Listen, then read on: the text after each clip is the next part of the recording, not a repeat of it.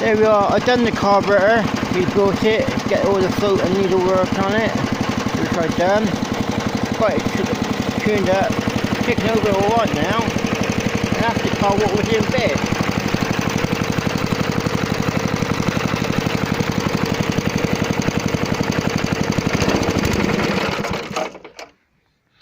Thought I'd stop and talk to you. So that's all been done, so that's all working again. It doesn't like choke, I notice, this one. It won't start, so that's strange. So I need to give it a little bit of choke on this one.